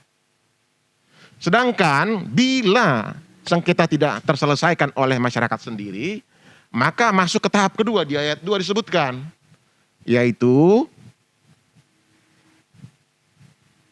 penyelesaiannya itu dimusyawarahkan dengan melibatkan kepala daerah, bupati atau wali kota setempat. Nah, bila penyelesaian sengketa tidak tercapai, maka itu yang dikatakan di dalam press release itu penyelesaiannya melalui upaya hukum ke pengadilan yang berwenang. Nah, pengadilan sudah sampai kepada proses hukum inkrah putusannya. Nggak bisa balik kemudian kembali ke tahap kedua, yaitu wali kota kemudian ya memusyawarahkan secara caranya sendiri, kemudian direlokasi. Relokasi dapat dilakukan sebelum proses hukum itu mempunyai kekuatan hukum tetap. Dan itu sudah menjadi pengetahuan umum di semester 1 Fakultas Hukum. Ya. Jadi kalau kemudian telah berkekuatan hukum tetap, tidak bisa kemudian mundur seperti tadi mobil katanya Bona itu ke tahap kedua atau disuruh masyarakat lagi bermusyawarah. Oleh karena itu maka, andai Pak Bima Arya mendengarkan sedang menonton ini, maka tolong dibaca, ya, tolong dibaca PBM itu bahwa Anda tidak lagi berhak untuk kembali mundur melakukan relokasi karena pengadilan sudah menyelesaikannya. Tugas Anda sebagai negarawan dan bukan sebagai politisi itu adalah melaksanakan putusan itu seperti yang diperintahkan oleh diktum putusan Mahkamah Agung itu dan rekomendasi wajib ombudsman. Itulah letak di mana Wali Kota Bogor melakukan pembangkangan hukum, tidak mau melaksanakan putusan pengadilan, tidak mau patuh pada pasal 21 ayat 3 PBM itu, malah dia mundur ke ayat 2. Di situ yang disebut dengan melawan hukumnya. Yang kedua, terkait dengan masalah perjanjian hibah tanah itu. Ya, semua orang tahu bahwa salah satu syarat sahnya perjanjian hibah tanah itu adalah kalau ya hibah perjanjian itu tidak melanggar hukum, tidak melanggar undang-undang, tidak melanggar putusan pengadilan. Di mana letaknya? Pengadilan sudah mengatakan ya IMB Gereja Taman Yasmin itu di Jalan Kiai Haji Abdullah bin Nuka Paling 31, bukan di tempat lain. Ketika kemudian upaya hibah tanah itu dalam bentuk perjanjian memindahkan ke tempat lain, perjanjian itu sendiri ya melawan putusan pengadilan. Oleh karena itu haruslah dinyatakan tidak sah. Nah, yang ketiga ya sekali lagi di pasal 227 KUH pidana disebutkan ya ketika suatu pejabat itu sudah tidak lagi berhak melaksanakan kewenangannya sebagaimana dimaksud dalam pasal 21 ayat 2 PBM, yaitu dia menyelesaikan dengan musyawarah dan sudah masuk ke tahap pengadilan, dia sudah tidak berhak, sudah dicabut haknya. Dengan pengadilan itu, maka ketika ada pejabat pemerintah yang memaksakan yang kewenangan yang tidak berhak itu, diancam pidana sebagaimana dimaksud dalam pasal 227 KUH pidana. Oleh karena itu saudara-saudara, apa yang dilakukan oleh Wali Kota Bogor ini bukan hanya masalah yang menimbulkan ya dugaan tindak pidana, tapi juga menimbulkan perbuatan melanggar hukum sebagaimana dimaksud dalam KUH Perdata. Parahnya lagi adalah mengangkangi pasal 21 ayat 3, ayat 1, ayat 2, ayat 3 PBM nomor ya PBM nomor 98 2006. Nah, kalau ditanya mau dikemanakan pelanggaran hukum ini? Ya tentu pelanggaran hukum itu pidananya nanti urusannya aparat kepolisian, perdatanya urusan peradilan umum, kemudian pelanggaran pasal 21 ayat 3 itu adalah tanggung jawabnya Menteri Dalam Negeri, tanggung jawabnya Presiden. Karena Menteri Dalam Negeri dan Menteri Agama itu yang melahirkan PBM itu adalah pembantu Presiden. Oleh karena itu di akhir press release tadi harusnya sudah sangat layak Presiden mengambil sikap tegas terhadap ada pejabat pemerintah daerah seperti dalam hal ini Wali Kota Bogor melakukan pembangkangan hukum dari segi PBM, KUH Perdata dan KUH Pidana. Nah, untuk itu saya kira silahkan nanti teman-teman yang bergelut di bidang hukum itu mendalami lagi karena tadi disebutkan masih dalam proses diskusi dan lain sebagainya, upaya hukum mana yang paling tepat dan lebih segera untuk ditempuh. Itu poinnya, agar ya semua warga negara di Indonesia dan pejabat pemerintah jangan sewenang-wenang mengabaikan kewajiban hukumnya yang sudah diperintahkan oleh Mahkamah Agung, diperintahkan oleh Ombudsman, dan diperintahkan oleh undang-undang, diperintahkan oleh PBM tersebut. Itu saya kira sikap penjelasan saya terhadap dua hal yang tersisa tadi. Terima kasih. Terima kasih Pak Jayadi. Baik, terima kasih. Ada 2 pertanyaan ya tentang proses interaksi dan negosiasi dengan Bima Arya dan tim 7. Saya dan Pak Jayadi nanti akan menyampaikan. Yang pertama tentang negosiasi dengan Bima Arya. Terus terang ada penyesalan di hati kami, terutama kami berdua, saya dan Pak Jayadi Damanik. Kami terlalu percaya kepada Bima Arya, sehingga memang kami tidak memiliki catatan yang terkait dengan pertemuan-pertemuan kami. Kami terlalu percaya bahwa figur Pak Bima Arya adalah seorang yang begitu menjanjikan, doktor lulusan Australia, young, bright, dan punya kawan-kawan yang lintas iman juga sebenarnya. Dan kami waktu itu begitu percaya bahwa lihat saja ketika di-approach oleh teman-teman lintas iman waktu itu ada Setara Institut, HRWG, YLBHI, LBH Jakarta, Mbak Alisa Wahid kirim surat waktu itu ke Bang Todung Mulya Lubis juga tanda tangan. Kirim surat dan kami serahkan langsung kepada Pak Bima Arya di awal masa jabatannya ya Pak Jayadi, ke rumah pribadi beliau. Dan juga Wahid Institute, ada yang ketinggalan. Wahid Institute itu juga ikut tanda tangan surat itu waktu itu. Dan disitulah interaksi kami secara bersama-sama, lalu beliau bilang bahwa komitmen terhadap Pancasila, UUD 45, lalu kami percaya. Di ketika ada interaksi berikutnya kami meminta beliau untuk Pak, mari kita secara teknis mulai percakapan kita tentang penyelesaian kasus GKI Yasmin. Ya beliau tiba-tiba mengajak kami ke satu alamat di Jakarta, di Kebayoran Baru, sebuah lembaga konsultan politik yang sudah ada dalam rilis tadi. Yang ya di situ beliau bilang bahwa ya ini karena saya masih baru, saya masih perlu mendalami dan seterusnya. Lalu itu diikuti oleh berkali-kali pertemuan yang ya itu tadi. Ini juga pelajaran buat kita semua. Ternyata memang kita harus sangat berhati-hati dengan politisi menjanjikan apapun tampaknya, siapapun itu. Karena ketika kami percaya, kami berkali-kali berinteraksi dengan beliau, bahkan bukan hanya kami berdua, tapi juga pengurus yang lain, dan yang tadi juga sudah kami sampaikan, Sekretaris Umum Sinode AM Gereja Kristen Indonesia turut hadir ya waktu itu dalam poin-poin dalam tahap perundingan tertentu dalam proses itu. Kemudian Ketua Umum Sinode Wilayah Jawa Barat GKI juga hadir, dan disitulah percakapan-percakapan tentang gagasan-gagasan beliau sendiri. Jadi gagasan mendirikan gedung 2 lantai, 1 gereja, 1 lantai 2 untuk pusat keberagaman bukan ide kami, ide Pak Bima. Kemudian berbagi lahan itu juga bukan ide kami, ide Pak Bima. Dan semua kemungkinan-kemungkinan lainnya itu adalah ide Pak Bima yang sayangnya kemudian beliau tukar-tukaran terus. Dalam proses perundingan ke-1, katakanlah ya ke 20 misalnya sebagai contoh saja, beliau bilang itu 2 tingkat. Nanti pertemuan ke-21 atau bahkan ke-23 sebagai contoh saja itu sudah berubah jadi berbagi lahan. Tapi semuanya itu pun dengan itikat baik kami nyatakan persetujuan kami karena toh lokasinya masih di situ. Berarti gerejanya masih adalah objek yang disebut oleh putusan MA dan rekomendasi wajib ombudsman.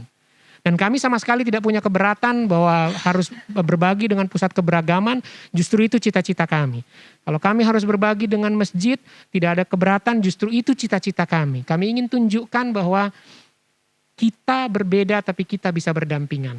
Nah sayangnya Pak Bima sendiri yang kemudian berubah-ubah sendiri, dan kemudian justru jadi pertanyaan pada kami, kenapa jadi pindah relokasi? Karena pada Desember 2019 ya Pak Jayadi, ada pertemuan di Kementerian Agama yang dipimpin oleh Dirjen Bimas Kristen yang saat ini sudah pensiun. Kemudian ada Persekutuan Gereja-Gereja Indonesia, kemudian ada Kesbangpol Bogor waktu itu, kemudian ada Polresta Bogor, ada Kejaksaan Negeri Bogor, kemudian ada perwakilan Sinode AM GKI, ada perwakilan GKI Pengadilan Bogor juga, kemudian ada kami berdua yang mewakili Yasmin, dan ada juga Kiai Mustafa bin Abdullah bin Nuh yang tadi kami sampaikan adalah panutan kami. Beliau adalah tokoh ulama yang sangat mengayomi kami. Hadir juga di pertemuan Desember 2019 itu. Dan kemudian juga ada Ketua PCNU Kota Bogor dan teman-teman Muhammadiyah juga hadir di sana. Dan yang dipercakapkan di sana dan yang dilaporkan oleh Kesbangpol Bogor, ya, bukan kami. Seperti ini kami peragakan. Bapak Ibu sekalian, pembukaan segel GKI Yasmin sudah tinggal menunggu waktu. Masih ada 3 pihak yang belum setuju dibukanya gereja GKI Yasmin di Jalan Kiai Haji Abdullah bin Nuh, Kafling 31, Taman Yasmin Bogor. Tapi kami segenap Muspida ya Pak Jayadi ya. Segenap Muspida Bogor sedang bekerja keras untuk meyakinkan warga-warga itu agar mereka semua bisa menjadi toleran dan kemudian bisa menerima kehadiran gereja GKI di Taman Yasmin di lokasinya yang sekarang ini. Jadi itu Kesbangpol Bogor, Bapak ingat namanya? Nama pejabatnya lupa, tapi Kesbangpol Bogor. Dan dia yang melaporkan itu. Bahwa tinggal tunggu waktu pembukaan segelnya. Jadi dengan kepala seperti itu, oh ya ini satu lagi, mohon maaf karena begitu banyak prosesnya. Setelah pembagian lahan yang 2 itu, Bima itu berganti lagi. Dia bilang udahlah nggak usah berbagi dengan siapapun katanya gitu. Ini Bima lagi yang ngomong. Loh, jadi nggak jadi Pak berbagi lahan dengan masjid? Udah nggak usah kata dia gitu. Terus jadinya gimana? Ya udah gereja aja di situ. Terus gimana nanti? IMB-nya? Ya IMB-nya nanti akan kami uruskan. Kata Bima begitu. Kami yang akan ngurusin. Pokoknya jemaat GKI tinggal terima saja. Lokasinya di mana Pak? Ya di situ. Di Jalan Kiai Haji Abdullah bin Nuh, Kafling 31, Taman Yasmin Bogor. Jadi pertemuan rapat di akhir Desember 2019 yang saya kisahkan tadi. Di-update oleh Kesbangpol Bogor, mereka siap untuk melaksanakan idenya Bima Arya untuk membuka GKI tanpa harus berbagi dengan siapapun. Dan IMB-nya diuruskan oleh Pemkot Bogor. Dan GKI jemaatnya tinggal menerima saja. Itu yang dilaporkan oleh Kesbangpol Bogor pada saat itu. Ya kepala kami tentu saja menunggu, oke, silahkan Pak, tentu butuh waktu. Nah baru kemudian terkaget-kaget sekarang ini, periode-periode ini, Bima Arya merelokasi gereja yang sama sekali tidak pernah dipercakapkan. Well, sebenarnya pernah dipercakapkan, tapi yang sudah langsung dinyatakan penolakannya oleh kami. Kami bilang nggak bisa. Kalau relokasi kami nggak bisa menerima. Karena lokasi yang sekarang pun adalah lokasi hasil relokasi. Jadi janganlah Pak kami direlokasi lagi. Itu intinya. Jadi percakapan kami ya tentang lokasi di situ saja. Nah, ketika itu sudah, disitulah dibentuk tim 7. Nanti Pak Jayadi akan menambahkan, tim 7 Bapak Ibu sekalian, itu juga hasil percakapan kami pengurus GKI dengan Bima Arya. Meskipun Bima Arya selalu melempar-lempar, oh enggak itu karena dengan sinode dan segala macam. No, kalau Bapak mempunyai kejujuran, Bapak akan mengakui bahwa tim 7 adalah apa yang kita percakapkan. Tim 7 adalah tim yang memang dibuat untuk dengan tugas mandatnya cuma satu sebenarnya. Mempercakapkan hal-hal teknis untuk pembagian lahan GKI yang berlokasi di Jalan Kiai Haji Abdullah bin Nuh, Kafling 31, Taman Yasmin Bogor. Jadi ya, hal-hal teknis, bukan hal-hal prinsipil lagi. Jadi dia tidak mencari lagi solusi relokasi atau apa, enggak. Hal-hal teknis, membagi lahan yang tadi usulannya Bima yang kedua tuh ya, membagi lahan jadi ini gereja, ini masjid. Kan tentu pertanyaan teknisnya mau berapa-berapa baginya? 50-50% kah? 60-40% kah? 70-30% kah? Dan catatan buat Bapak Ibu sekalian, GKI, keseluruhan GKI waktu itu kami sudah sepakat, silahkan Bapak yang menentukan mau berapa persentasenya. kebijaksanaan Pak Bima lah. Kami bahkan nggak minta, Pak, karena kami yang punya tanah, kami 80-20 ya. Enggak. Yang kami bilang kebijaksanaan Bapak lah. Kami percayakan menentukan berapa persentase pembagian lahan tersebut. Nah itu prosesnya. Tim 7 itu hanya untuk mempercakapkan itu. Nah tiba-tiba kemudian terjadilah hal seperti ini yang katanya hasil percakapan tim 7 lalu kami direlokasi. Padahal tim 7 tugasnya hanya itu yang dimandatkan sesuai hasil negosiasi dan percakapan pertemuan antara pengurus Jemaat GKI Yasmin dan Bima Arya. Lebih detail tentang tim 7 akan dijelaskan Pak Jayadi. Jadi sekali lagi yang dikatakan oleh Bona ini saya ingin tambahkan. Tim 7 itu pembentukannya itu adalah atas kesepakatan saya dan Bona dengan ketika itu Bima Arya di salah satu tempat di suatu daerah di Jakarta ini. Oleh karena itu ketika itu dia bilang, Pak Jayadi kayaknya kita butuh ya perwakilan GKI agar kemudian komunikasinya bisa lancar dan tidak berganti-ganti orangnya. Agar kemudian tim ini bisa secara fokus melaksanakan bagaimana teknis pembangunan rumah ibadah itu nanti di lokasi yang sekarang. Nah, kita percaya ketika itu dengan apa yang dimaksudkan Bima. Kemudian kita, iya Pak, kita akan komunikasikan itu secara internal. Nah, ketika kita sambut itu di akhir pembicaraan, Bima mengatakan, moga-moga Pak Bima ini dengar penjelasan saya ini ya. Agar kemudian dia tidak lupa tentang apa yang pernah dipercakapkan.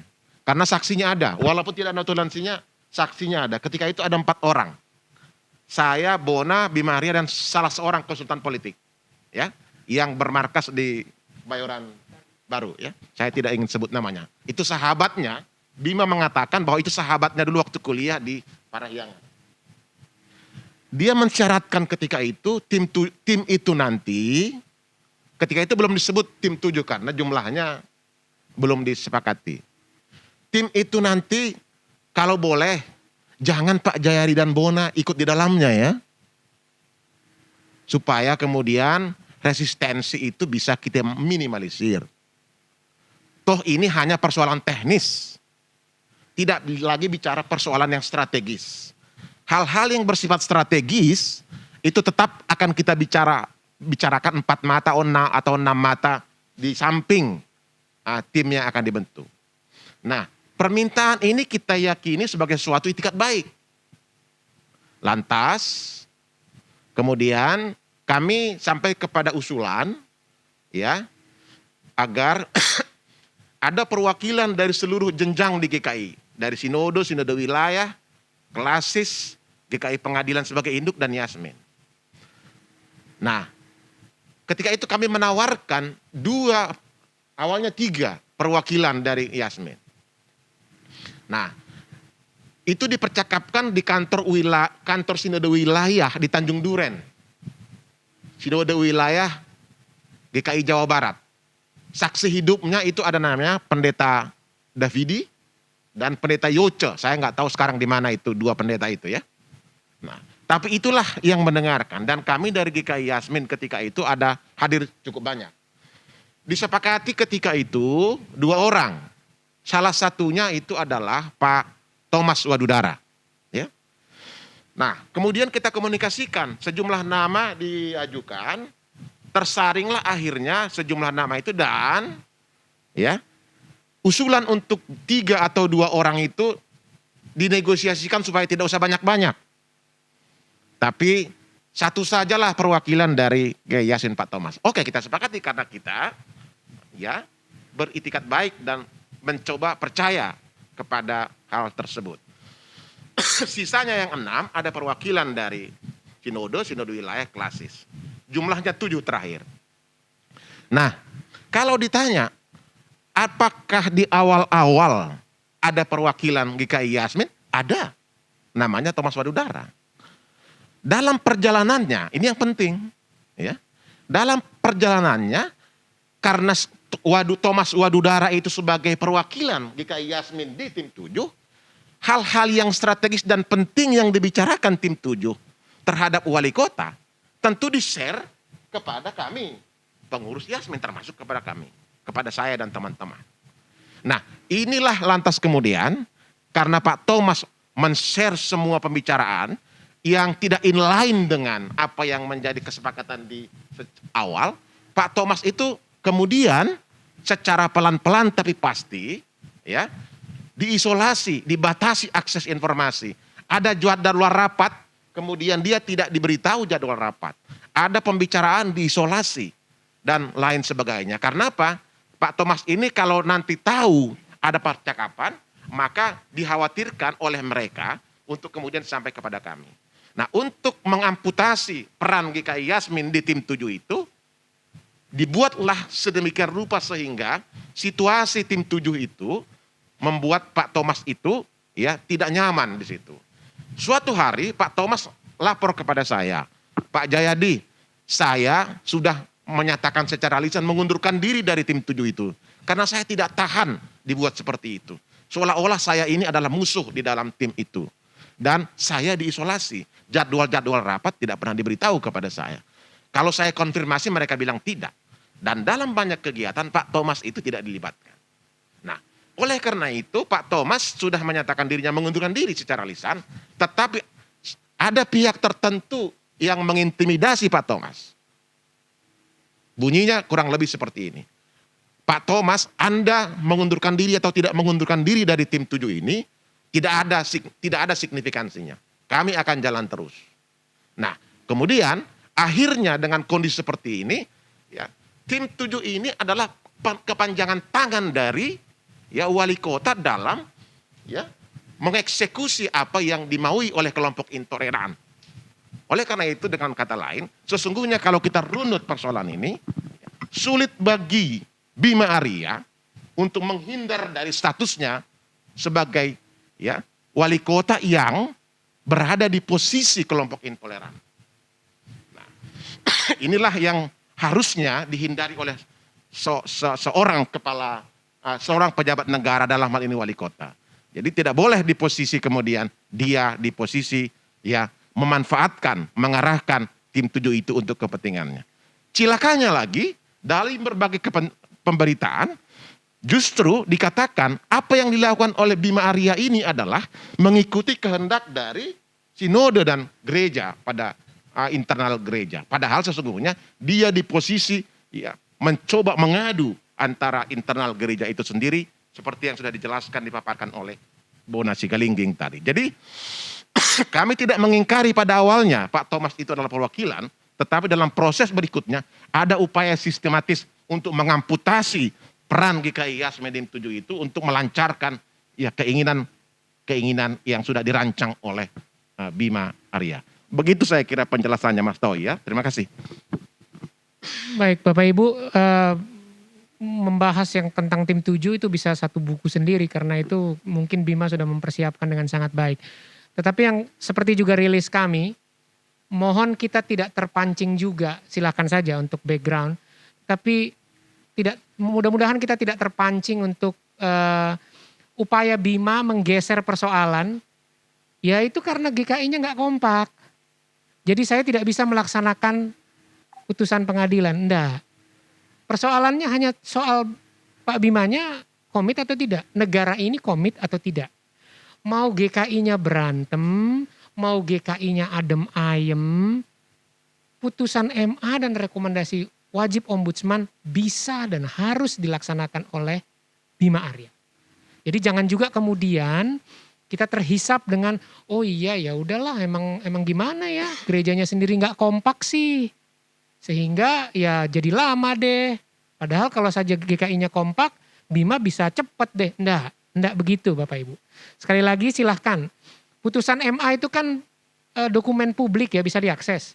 Rekomendasi wajib ombudsman juga bisa diakses. Saya juga bisa share.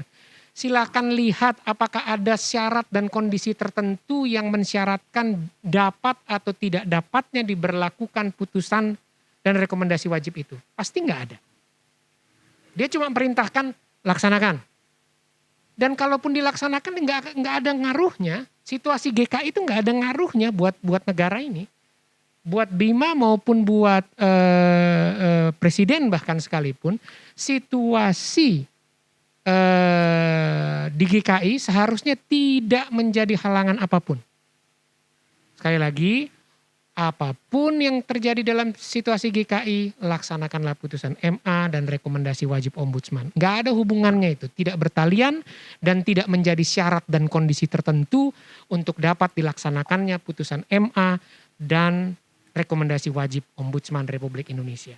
Itu adalah satu upaya lagi yang diciptakan oleh negara ini, oleh pejabat publiknya, ingin menggeser isu dari isu ketidakpatuhan hukum dan konstitusi ke arah isu, ya itulah kalau gerejanya nggak kompak, nggak ada itu. Itu adalah ilusi yang diciptakan, pembenaran, justifikasi atas kegagalan negara melaksanakan putusan MA dan Ombudsman Republik Indonesia. Ibu Bapak sekalian, saya baru ditunjukin oleh seorang sahabat saya, Coki dari sebelah kanan saya.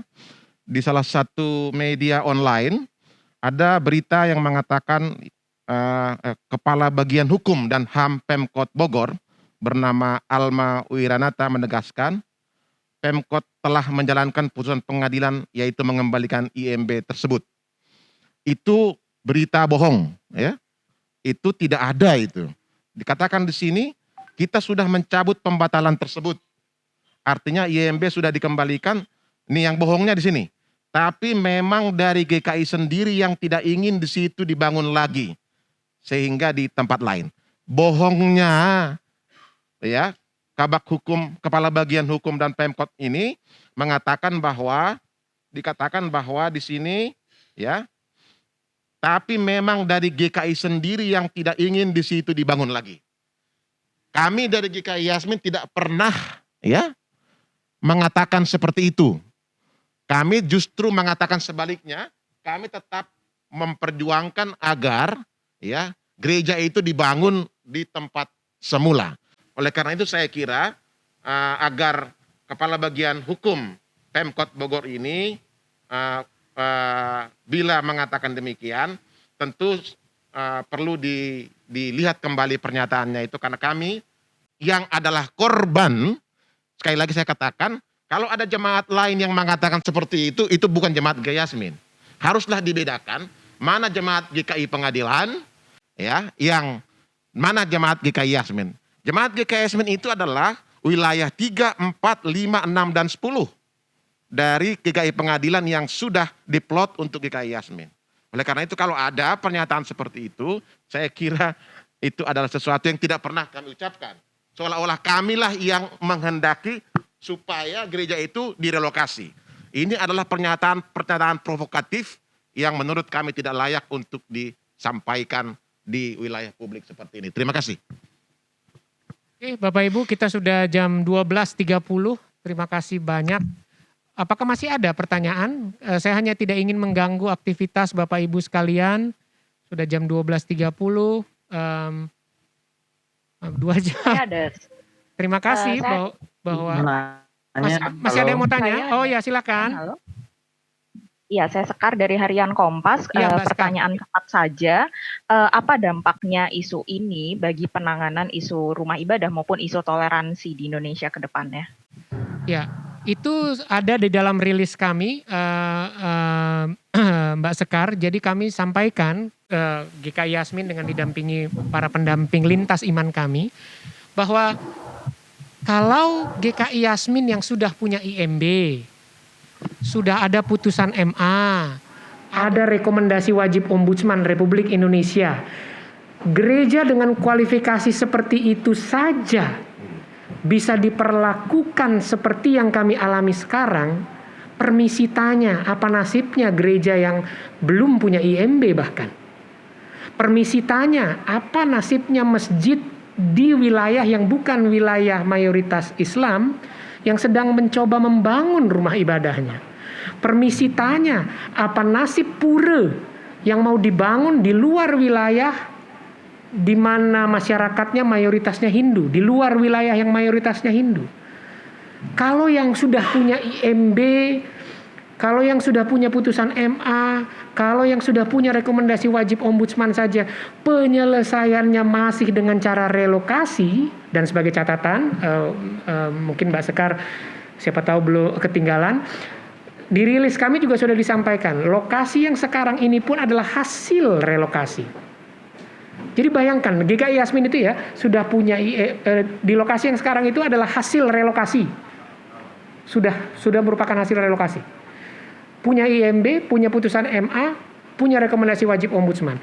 Dengan kualifikasi seperti itu masih disingkirkan oleh negara, oleh Wali Kota Bogor, dan tidak ada koreksi dari pemerintah pusat, malah kemudian sekarang menginfiltrasi dan memecah belah jemaat dan mencoba menyingkir atau menggeser isu terkait dengan perpecahan gereja, padahal nggak ada urusannya itu. Apa nasib kelompok yang lain, kelompok minoritas lain yang juga sedang berusaha membangun rumah ibadah di Indonesia ini? Itu dampaknya. Dampaknya adalah segregasi, potensi segregasi. Bahwa kalau ada kelompok minoritas yang mau membangun di sebuah kelompok mayoritas yang berbeda, maka pindahkan. Nanti bupati atau wali kota yang lain punya kasus yang mirip-mirip dengan ini, entah itu dialami oleh gereja lagi, entah itu dialami oleh masjid, entah itu dialami oleh pura, entah itu dialami oleh wihara atau apapun rumah ibadahnya. Dia kasus GKI Yasmin kalau dibiarkan direlokasi akan menjadi contoh. Maka nanti bupati A, B, C, wali kota A, B, C akan bilang, oh ya udah, di Bogor udah pernah tuh wali kota Bogor Bima Arya sukses dan diapresiasi pemerintah pusat sudah bisa merelokasi. Maka pola penyelesaian relokasi akan menjadi pola yang diterapkan di seluruh Indonesia. Dan nggak kebayang betapa hancur carut marutnya Indonesia kalau begitu. Lalu apa gunanya semua putusan pengadilan dan apa gunanya Pancasila dan apa gunanya keberagaman kita? Itu dampaknya, Mbak Sekar. Tambahan dari pendamping kami untuk pertanyaan Mbak Sekar dari Kompas ini, silahkan Mas Isnur ya, terkait apa dampak dari kalau sampai relokasi ini dibiarkan menjadi pola diberlakukan di seluruh Indonesia. Mas Isnur, Muhammad Isnur dari Yayasan Lembaga Bantuan Hukum Indonesia. Silakan Mas Isnur menjawab pertanyaan Mbak Sekar dari Kompas. Terima kasih Mas Bona, Mbak Sekar yang kami hormati. Pertama, bahwa dampaknya ini adalah jadi pola baru, jadi jurisprudensi, di mana penyelesaian itu bukan mengacu kepada asas kepastian hukum, tidak menghormati pengadilan, tidak menghormati rekomendasi lembaga, dan tidak mendengarkan korban. Jadi kalau ini ditiru, ini dipola oleh yang lainnya, menjadi sangat berbahaya karena di sana hilanglah sistem negara hukum yang kita hormati di konstitusi. Jadi penyelesaian dengan cara-cara diam-diam, sembunyi di belakang, cara-cara misalnya kekuasaan dan mungkin pendekatan-pendekatan operasi dan lain-lain. Ini juga menjadi hal yang sebenarnya sudah dilakukan, Mbak Sekar. Kita ingat misalnya Philadelphia atau dulu misalnya di Ciketing ya, juga sama seperti ini. Direlokasi, tapi kemudian relokasi ini juga tidak menyelesaikan masalah. Kita masih ingat di Ciketing itu direlokasi tapi sampai sekarang juga belum jelas alamatnya, belum jelas solusinya. Jadi dia meredam suara dan tidak menyelesaikan secara komprehensif, malah menyelesaikan masalah baru gitu. Seperti kasus-kasus yang lain, misalnya kita ingat di Ahmadiyah, di Syiah gitu, cara-cara yang dilakukan adalah cara-cara relokasi. Jadi ketika misalnya ada pencuri, Mbak, maling ke rumah kita gitu, yang diselesaikan tuh korban yang harus pindah rumah gitu, bukan pencuri yang ditangkap di proses hukum gitu. Jadi korban yang harus kembali mengalah. Ini penyelesaian yang berbahaya, di mana bukannya targetnya adalah penyelesaian masalah dan mengembalikan hak korban yang hilang, tapi adalah kemudian mengakomodir kepentingan dari orang yang mengganggu, kepentingan orang yang merusak sistem gitu. Ini bahaya sekali dan negara tampaknya tunduk kepada desakan-desakan ini gitu. Ini dan harusnya ini ditegur ya. Jadi jangan sampai kita bukan lagi negara hukum tapi negara kekuasaan atau masta gitu. Kehendak kekuasaan, kehendak penguasa harus dituruti dan korban harus mengikuti. Itu bahayanya Mbak Sekar. Demikian Mbak Sekar. Mas Isnur, terima kasih. Kembalikan. Oke, baik Bapak Ibu sekalian, apakah masih ada pertanyaan? Perkenalkan, saya dari wartawan Tirto ID. Ingin Tirto bertanya ID, oke. mengenai relokasi yang ada di GKI Yasmin Bogor. Nah, saya kemarin mendapatkan keterangan dari Forum Kerukunan Umat Beragama Kota Bogor. Mereka tuh menyampaikan bahwa mereka sudah mendapatkan tanda tangan dari 144 jemaat dan juga kemudian 73 masyarakat sekitar di daerah Cilendek tuh untuk melakukan relokasi. Nah, yang ingin saya mau minta konfirmasi apakah benar itu 144 tanda tangan itu dari jemaat GKI atau dari mana ya? Karena saya ingin memastikan saja itu 144 itu dari tanda tangan GKI Yasmin atau memang dari GKI Pengadilan, karena kan saya lihat kan dari GKI Yasmin sendiri kan melakukan penolakan, sementara ini ada 144 jemaat yang melakukan penandatanganan. Terima kasih. Baik, Pak Jayadi Damanik akan merespons pertanyaan ini. Terima kasih. Ya, terima kasih. Ini Mas dari Tirto ya. Saya akan jawab dari segi hukum.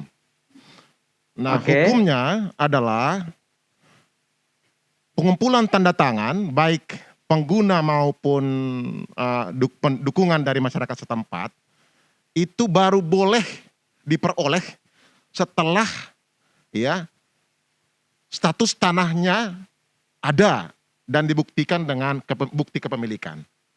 Oleh karena itu menjadi aneh bagi saya dari segi hukum bahwa tanda tangan sudah ada, kemudian baik pengguna maupun pendukung yang angka-angkanya tadi disebut oleh teman-teman dari Tirto, itu dari bahasa hukumnya tanda tangan itu prematur. Haruslah dianggap tidak sah.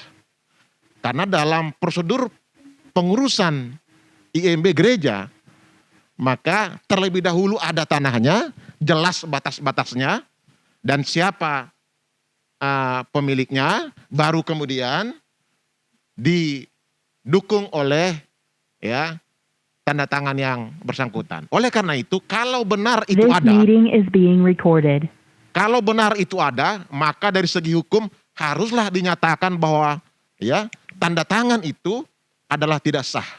Bahkan patut diduga itu perbuatan pidana. Ya, sekali lagi itu adalah perbuatan pidana, ya. Patut diduga itu perbuatan pidana karena memberikan tanda tangan yang palsu.